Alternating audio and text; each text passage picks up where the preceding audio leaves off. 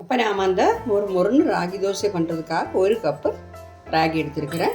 கேழ்வரகு சேர்த்துட்டேன். இதுக்கு வந்து ஒரு 1/4 கப்பு உளுத்தம்பருப்பு, முழு உளுந்து அதான் சேர்க்கணும். ஓகே. அப்புறம் வந்து 1 டேபிள் ஸ்பூன் வெந்தயம். இது 3ஐயும் சேர்த்து நல்லா வாஷ் பண்ணிட்டு வந்துடுறேன். 5-6 வாட்டி நல்லா அதில் தூசியெல்லாம் நல்லா போகணும், அந்த மாதிரி வாஷ் பண்ணணும். பாருங்க, நல்ல மாதிரி வாஷ் பண்ணிட்டேன், நீட்டாக ஆகிடுச்சு. இப்போ வந்து இதில் நாம் ஒரு 1/4 கப்பு அவல் சேர்க்குறோம். அவல் வந்து உங்கள் கையில் இல்லைன்னா நீங்கள் என்ன பண்ணணுன்னா, இது அரைக்கும்போது ஒரு 1/4 கப்பு சாதம் அது சேர்த்துக்கிட்டாலும் போதும், அதுவும் நல்லாயிருக்கும். ஓகே. இது வந்து நாம் ஒரு 5 மணி நேரம் ஊற வைக்கணும். பாருங்கள், நிறைய தண்ணி விட்டு ஊற வைங்க. இப்படி இருக்கட்டும். ஒரு 5 மணி நேரத்துக்கு அப்புறம் நாம் எடுத்து அரைச்சிக்கலாம்.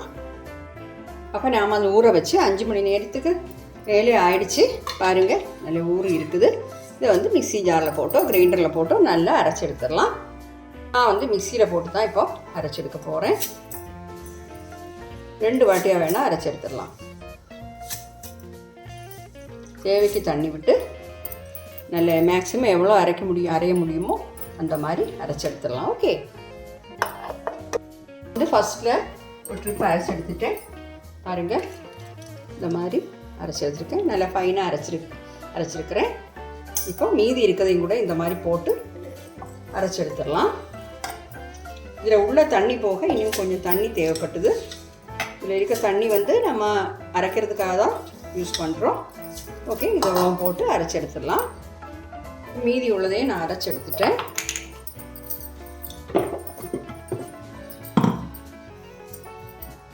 இதில் சேர்த்துடலாம். இப்போ வந்து இதில் கொஞ்சம் உப்பு சேர்க்கணும். ஒரு 1/2 டீஸ்பூன் தான் சேர்க்குறேன். அப்புறம் பார்த்துட்டு வேணால் திருப்பி சேர்த்துக்கலாம். ஓகே. இப்போ இந்த மிக்ஸி ஜாரில் உள்ளதெல்லாம் நல்லா கொஞ்சமாக தண்ணி விட்டு வேணால் இதில் சேர்த்துக்கலாம். சொட்டு தண்ணி சேர்த்தா போதும். பாருங்கள், மிக்ஸி ஜாரில் வந்து நான் இவ்வளோ தண்ணி தான் கழுவி விட்டு சேர்க்குறேன். இப்போ வந்து கை வச்சு நல்லா பிசைஞ்சு வச்சிடலாம் மாவை. அதுதான் நல்லது. மாவை புளிக்க வைக்கிறதுக்கு அதுதான் நல்லது.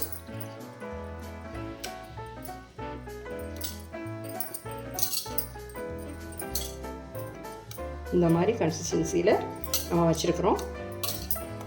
இது வந்து ஒரு 8 மணி நேரமாவது நம்ம வந்து புளிக்கிறதுக்காக வைக்கணும். இப்போ நைட்டில் நீங்கள் அரைச்சி வைக்கிறதா இருந்தால் காலையில் உங்களுக்கு பிரேக்ஃபாஸ்ட்டுக்கு எடுத்துக்கலாம். இல்லை காலையில் அரைச்சி வைக்கிறதா இருந்தால் ராத்திரிக்கு எடுத்துக்கலாம். ஒரு 8 மணி நேரம் எப்படியும் இது வந்து புளிக்க வச்சுருக்கணும். ஓகே. நான் இப்போ இது நைட்டில் தான் அரைச்சி வைக்கிறேன். காலையில் பிரேக்ஃபாஸ்ட்டுக்காக தான் நான் இப்போ அரைச்சிருக்கிறேன்.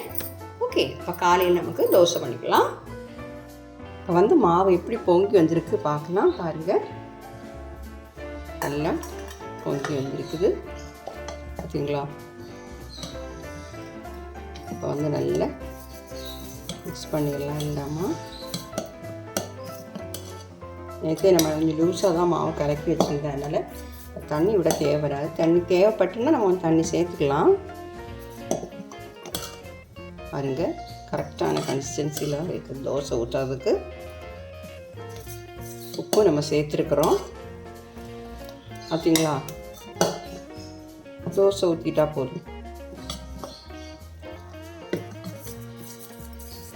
இது வந்து உங்களுக்கு தேவையான அளவு மாவு எடுத்து வேறு பவுலில் மாற்றி வச்சுட்டு அப்படி வேணாலும் தோசை ஊற்றிக்கலாம். மீதி மாவு நீங்கள் ஃப்ரிட்ஜில் வச்சுருந்தீங்கன்னா ஒரு வாரத்துக்கு மேலே உங்களுக்கு கெட்டு போகாமல் இருக்கும். நான் எப்போவுமே தோசை மாவு கூட நான் அப்படி தான் பண்ணுறது. கொஞ்சம் கொஞ்சமாக ஒரு பவுலில் எடுத்து அப்பப்போ உள்ள தேவைக்கு மாவு எடுத்து யூஸ் பண்ணிப்பேன். மொத்தத்தில் எல்லாத்துலேயும் இப்படி போட்டு இது பண்ணி வச்சுருந்தோன்னா சீக்கிரமாக மாவு கெட்டு போயிடும். ஓகே. தோசை ஊற்றிடலாம். வந்து தோசை பேன் சூடு பண்ண வச்சுருந்தேன். சூடாகிடுச்சு. மாவு ஊற்றிடலாம்.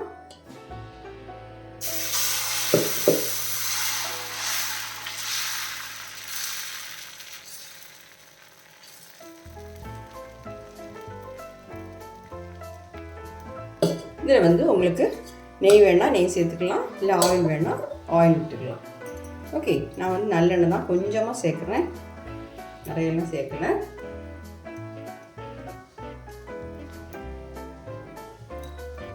1/2 டீஸ்பூன் தான் சேர்த்துருப்பேன். இல்லை உங்களுக்கு ஆயில் வேண்டாம்னா நீங்கள் ஆயில் சேர்க்காமலும், இந்த நான்ஸ்டிக் பேன்னானா உங்களுக்கு ஆயில் சேர்க்காமலும் இதை பண்ணிடலாம். ஓகே, பாருங்கள் நம்ம தோசை வந்து வெந்து உள்ளெல்லாம் பார்த்திங்களா நல்லா சிவப்பாயிடுச்சு. இப்போ வந்து உங்களுக்கு திருப்பி போடணும்னா திருப்பி போட்டுக்கலாம், இல்லை உங்களுக்கு மடிச்செடுக்கணும்னா கூட இப்படி மடித்து எடுத்துடலாம். Okay, dosa ready. உங்களுக்கு கொஞ்சம் கூட கிறிஸ்பியாக வேணும்னா இன்னும் கொஞ்சம் நேரம் போட்டு எடுக்கலாம். பாருங்கள் நம்ம ராகி தோசை வந்து சூப்பராக ரெடி ஆகிடுச்சு. கட்டாயம் நீங்கள் ட்ரை பண்ணி பார்க்கணும். இதில் வந்து நம்ம இப்போ அவல் சேர்த்துருக்குறோம், கொஞ்சம் உளுந்து சேர்த்துருக்குறோம். ஓகே, அப்போ இது எப்போவுமே நம்ம அரிசி சாப்பிட்றதுக்கு இடையில இப்படி மாற்றி சாப்பிடும்போது நம்ம ஹெல்த்துக்கு ரொம்ப நல்லது. இது கூட சாம்பார் சட்னி, உங்களுக்கு விருப்பம் உள்ள கார சட்னி எது வச்சு வேணாலும் சாப்பிட்லாம். நான் இன்றைக்கி சாம்பார் சட்னி தான் பண்ணியிருக்கிறேன். இப்போ இந்த அருமையான ராகி தோசை கட்டாயம் நீங்கள் ட்ரை பண்ணி பார்த்து உங்கள் ஃபீட்பேக்கையும் தெரியுங்க. என்னுடைய சேனல் சப்போர்ட் பண்ண மறந்துடாதீங்க. Okay, thank you.